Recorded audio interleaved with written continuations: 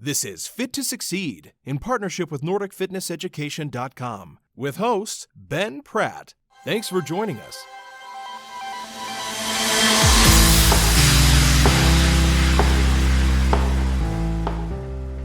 You know, I was very fortunate enough in the 90s. My aerobics classes had over 140, 150 people. Wow. Yeah, my step classes. Class. Yeah, and my step classes had 90 to 100 people. So you had to cater for the masses. You had to make sure that your choreography or your routines were able to be completed by as many people as possible.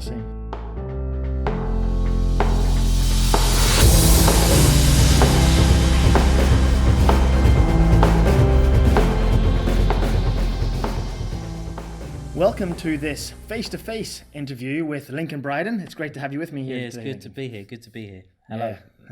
It's such a pleasure. Now today I wanted to particularly meet with you to talk a little bit about the skills of group exercise. Now, Okay. Lincoln, you're a guy who's been able to work in both spaces. You've worked in personal training and you've also worked in group exercise. And so I think you're uniquely qualified to be able to talk about how those two different parts of the fitness industry can influence one another for good. Just perhaps before I jump into that, I would ask you, what was it that motivated you to move into that sort of group exercise space? I was doing my degree in recreation management and sports science, and due to a personal issue, my father had to have a triple bypass. So in those days, parents were supplementing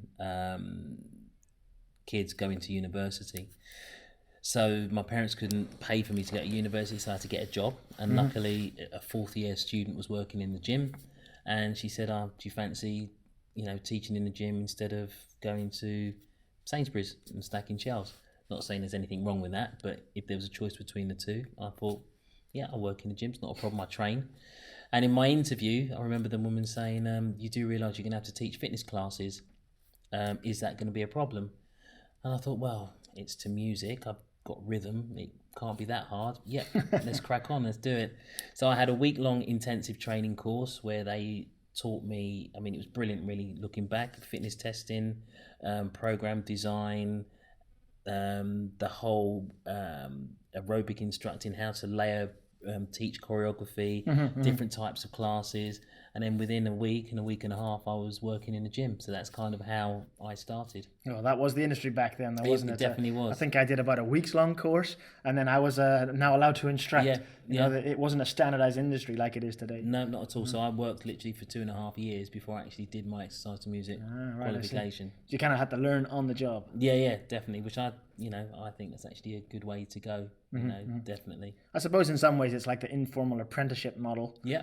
And I understand that. I had a very short stint teaching exercise to music. It lasted about 6 months. Right. Okay. And I don't know if you ever remember the slide class. Yeah, that's far too much like hard work, mate. Yeah. I taught that for about 6 months. I just about got to the point where I was good enough to feel confident in my class, and I just thought, this isn't me. Right. And so I went more purely into the personal training space. Right. Okay. And then revisited it, group exercise later down in my career. So now you've been in the industry 2 decades plus, shall we say? Yeah, that works for me. That works, nearer towards the 3 decades, really?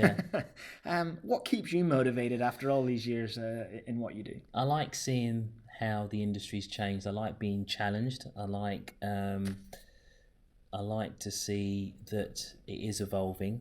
I like to see how the conferences impart new information.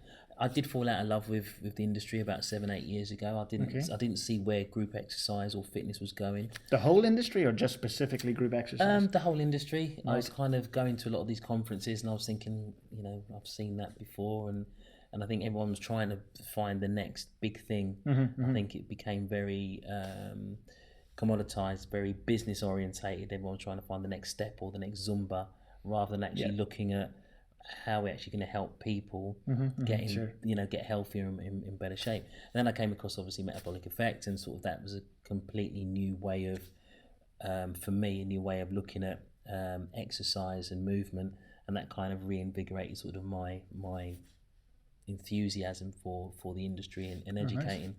Plus, being a full-time lecturer, I like educating. I like that's kind of my thing now, and imparting sort of, I suppose, the knowledge that I've gained onto the newer trainers and try to maintain the standards that we were forced to adhere to many moons ago. I find that really interesting that you said that the thing that refocused you during a period where you were beginning to fall out of love with the industry was education and learning again. And I certainly would echo that during my career, every now and again a new course or something that creates a stimulus for excitement about new information that could impact people for good. And it sounds like the Metabolic Effect stuff did that for you. Yeah, very much so.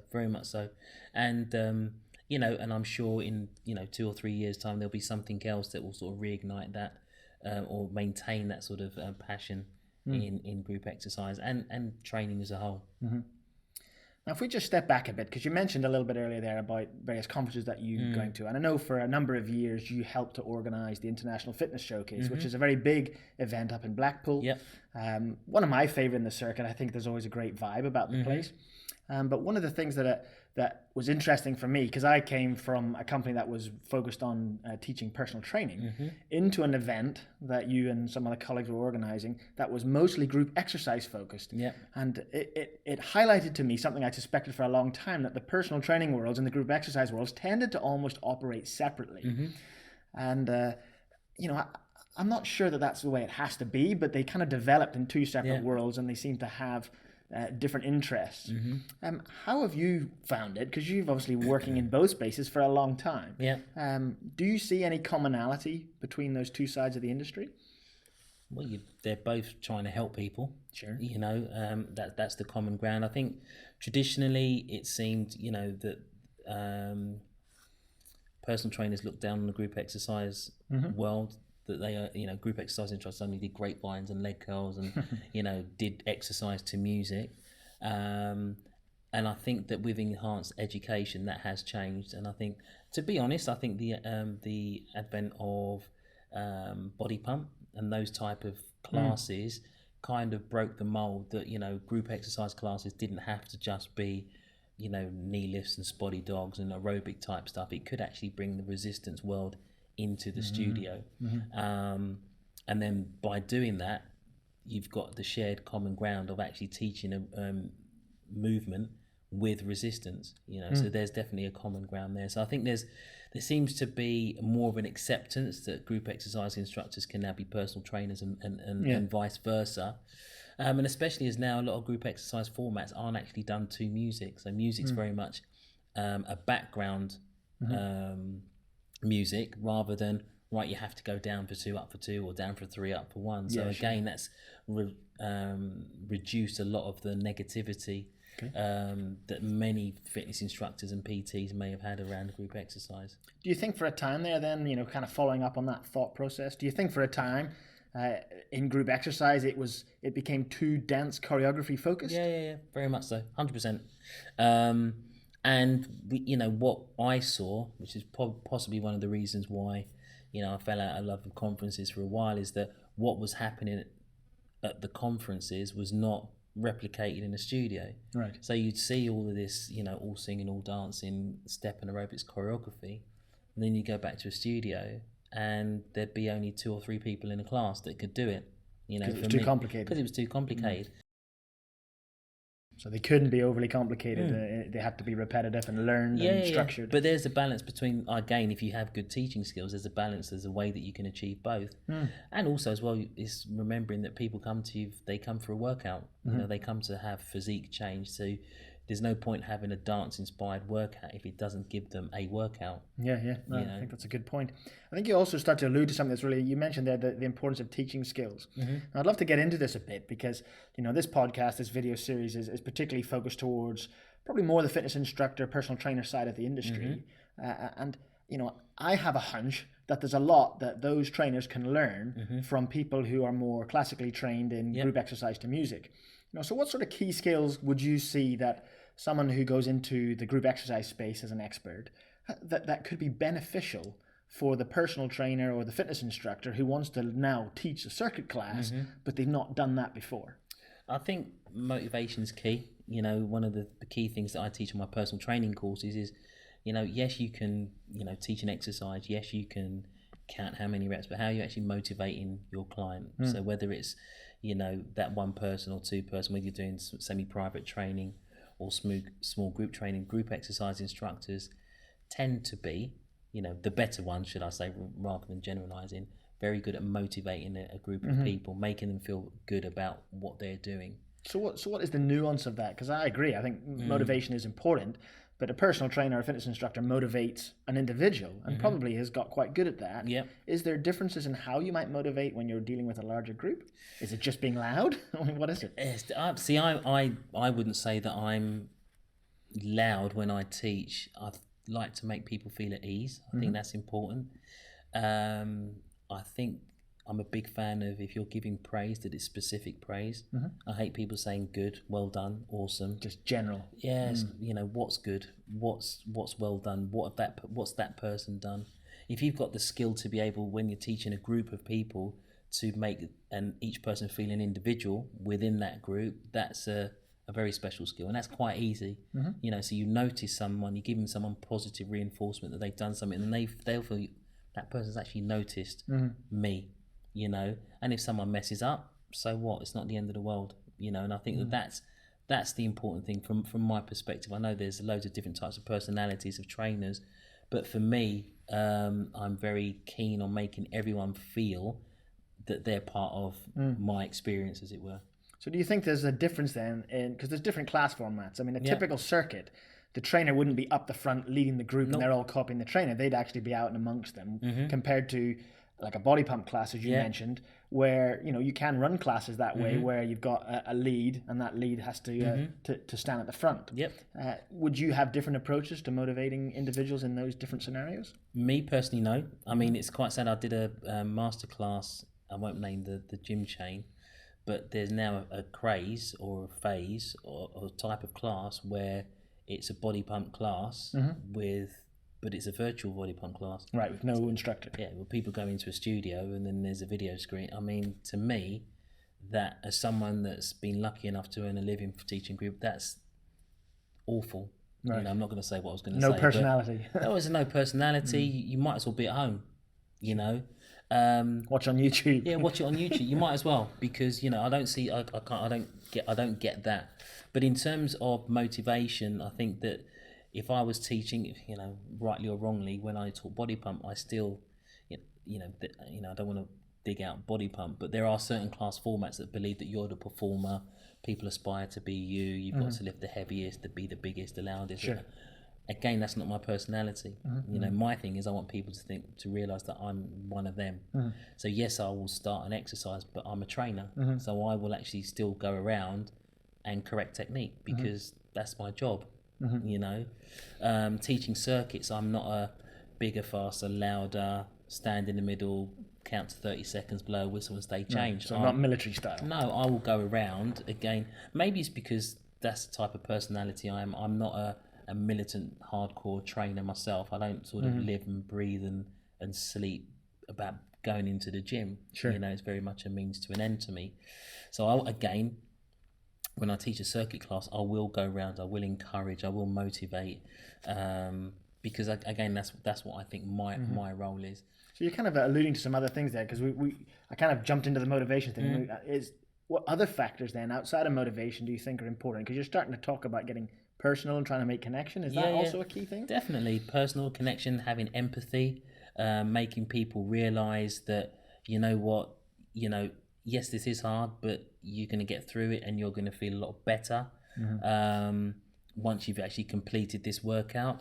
So all of those things I think are equally as important when you're actually teaching and being in a group setting. And that's that's the key thing I think that personal trainers can learn from group exercise instructors. Right, to try and get that connection a little bit with people rather than sitting back and just keeping the distance. Exactly, which a lot of group exercise instructors do. They used to be on stage, and that stage was a barrier between them, and so they were almost like the virtual type person. The best group exercise instructors are the ones that create an experience, right? Rather than it just being a class. And when I saw this virtual class, it was literally that. It was a virtual class, whereas I believe we are there to create an experience, whether it's personal training, whether it's small group training, or whether it's semi-private training. I know those virtual classes, they kind of sold the concept on that a member could come into the club, and even if they'd missed the class they wanted to attend and there was a studio free, they could just do their own class. Which I thought was an interesting concept. What happens if the person gets hurt, or if, exactly that. So, but I'm sure that's for another discussion. Sure. If you were to attend one of these high-end fitness events like you have done in the past, and I've done that, and I've sometimes gone from room to room purposefully to get a sense and a feel within a very short space of time of what's going on in each room. Yeah. And one of the things that stood out to me is seeing some of these group exercise instructors on stage is there's so many different styles of delivery. Yeah.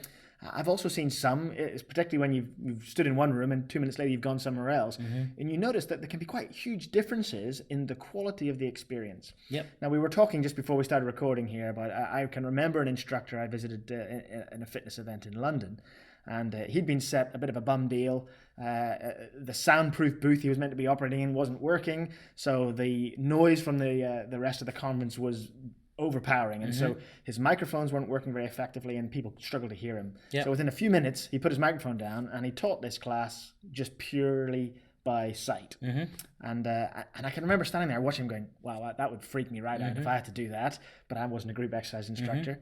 And also I would then watch the people who were participating and I didn't see anybody get lost. And so that's a memory for me of somebody who I thought had great ability to instruct, even when verbal language was taken away. Can you think of any particular skills that would set apart a really good group exercise instructor compared to somebody who's maybe struggling to get there? I mean, the whole non-verbal teaching, there's a whole debate about this a while ago. And the ones that do it really good have very good movement quality. Right.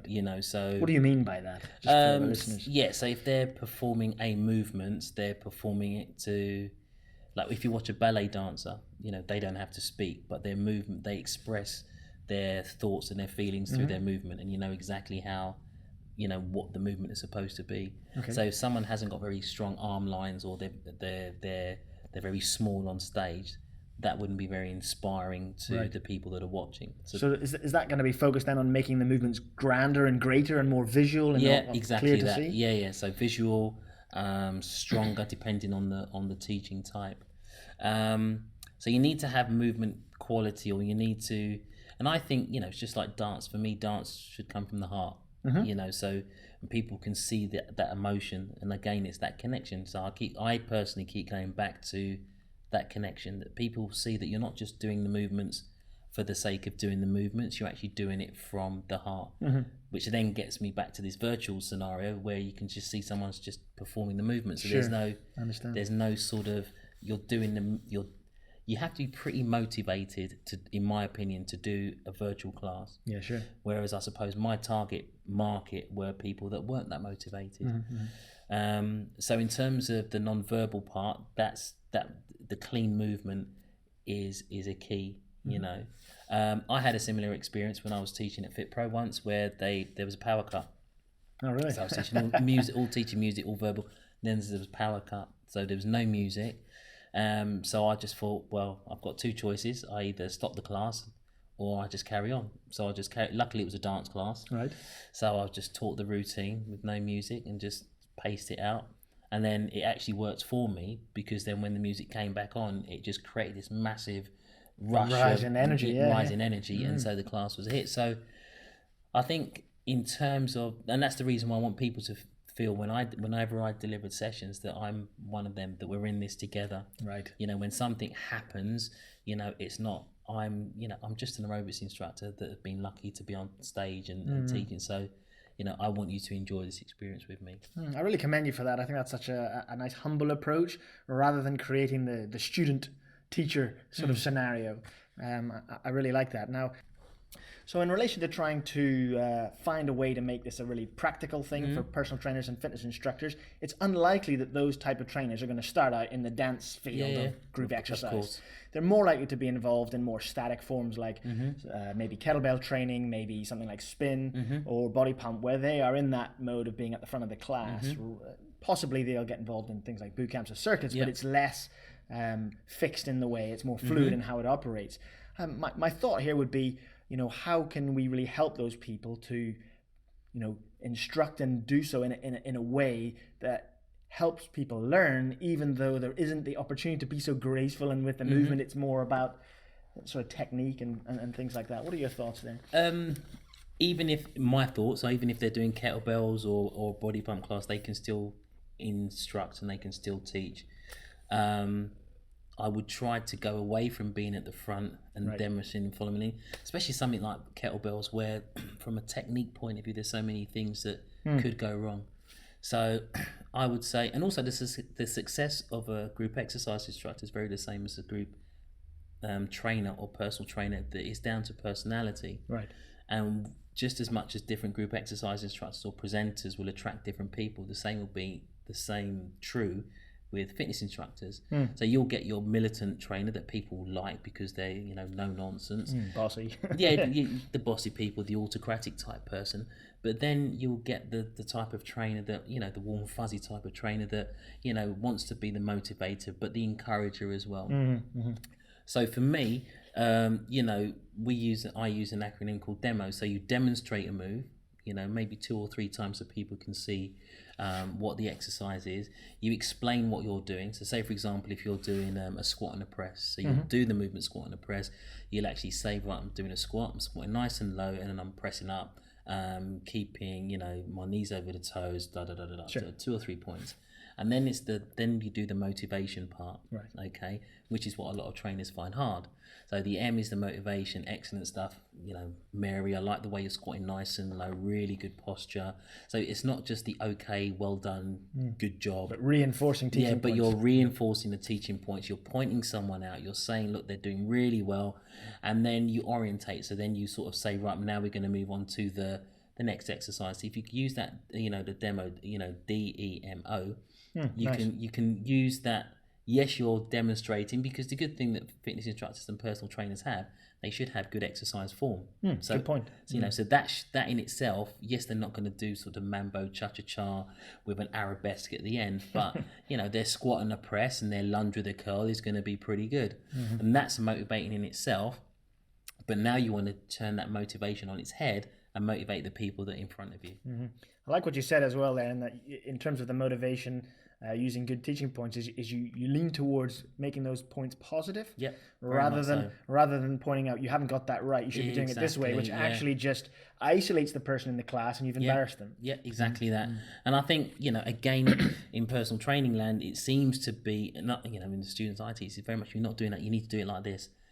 Why don't we positively encourage people? You don't have to give feedback when people are doing something wrong. You can give people feedback when they're doing something well.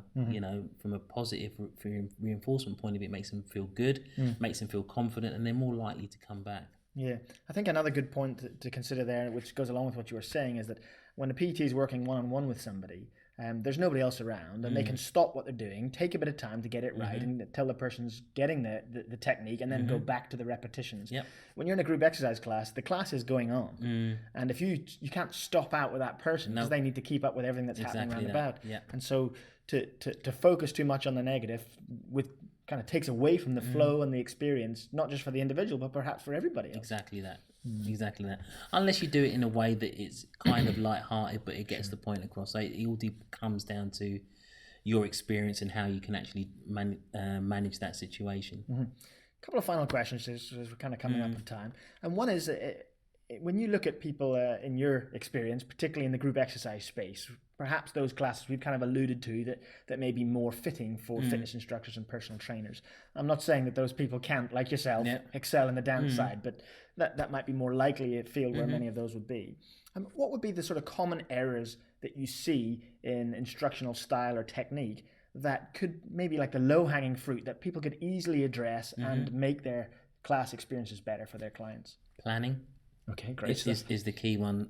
You need to plan your sessions. You need to learn the basics. You need to learn the basics of how to teach. So from a group exercise point of view, I was very lucky to tour with fitness professionals. And after my audition, I was sort of mentored by a couple of the presenters, and they looked at my routines and they said, right, you broke it down like this. Why did you do that? A more effective way would have been to do it like this. And that was brilliant because that really gave me a good foundation of how to layer on new choreography. So do you think there'd be value then in a personal trainer, sorry to interrupt, who would maybe become friends with someone who's in that group space and try to draw from their skills and learn from them and maybe give something back in return? Very much so. Even from a PT point of view, is learn about 3 or 4 progressions and regressions of each movement. I think if you do that, I think that's a good sort of toolbox skill to have anyway. But if you do that, and then if you're teaching in a group space and someone is finding it difficult to do a walking lunge, then rather than panic or berate someone for not being able to do it, you can think, right, okay, great attempt, how about trying this version, which may be a little bit more suitable for them. And in that way, you're actually turning it into a proper semi-private training experience. By you're not forcing everyone to do exactly everything in the same way. You're creating an individualized experience within a group format, which I think is actually far more valuable. Oh, I really like that, because the great thing you've got there is you're allowing people to continue to participate even if something for them is challenging. Exactly that. And so they don't feel left out and left behind. They feel, that they've been embraced and encouraged within the class experience. And so they're going to go away feeling in a much better, thought process about the whole class. Yeah. And it's a lot easier. It's a lot easier to, once you've done that, you've got people feeling really good about themselves. They're more likely to come back, and from a training point of view, it's far more fulfilling, rather than focus on making sure that everyone does everything in the same way, because that's easy, to be honest. Once you've got that down pat, that's actually easy, to show true connectedness, in my opinion.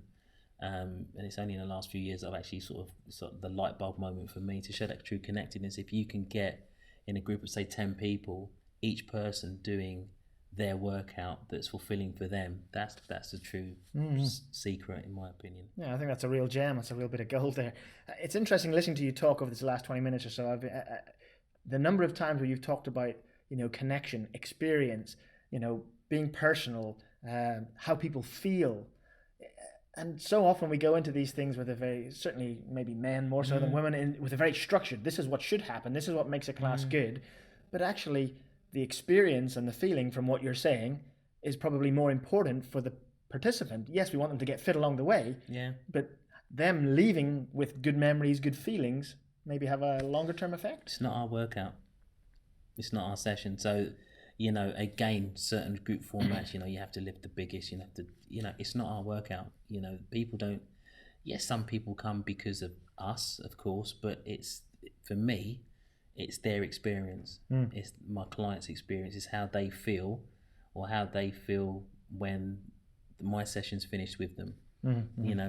When I used to present, especially when I used to present abroad, I loved the challenge of being on stage in a country where I couldn't speak the language. I could probably count to 8 and go, say, forward, back and left and right. And I think, right, I've got an hour to make these people get my routine and like me as a person. Maybe it's an ego thing. How am I going to do that? Just being, especially when I couldn't speak the language, so I had to use a lot of nonverbal body language. I used to, try to make the session as fun and interactive as possible. And those are skills that you can easily bring out into the personal training sphere. Yes, you got very strong movement. Yes, the origin of whatever muscle, but how are you going to make that person in your session, whether it's a one-on-one or in a group format, how are you going to make them feel that you're there for them rather than there to show off how much knowledge you have? I really love that thought process, because it leans to one of my, I don't think bugbear is the right word, but one of the things that I'm very passionate about is that personal training, even though we're talking here group exercise, personal training is about the person. Yeah. It's about them and trying to train the person for what they need in that moment. Too often I see trainers who train the person like how I like to train. Exactly. And you're kind of alluding to the same thing. Whilst you may have planned a group exercise experience, it's not about just running that plan and ignoring everybody in the group. It's actually about adapting to the people. Is that what you're saying? 100%. Fantastic. Lincoln, this has been such a fascinating conversation. I think you've really shared some really key elements, and I hope the listeners benefit from that. Just to close, I always like to ask this question. All right.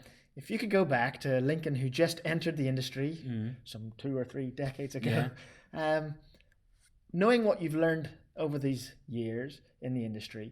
What one key bit of advice would you like to just put an arm around Lincoln and say, think about this as you go forward? Oh, good question. Never stop learning. Even now I'm learning.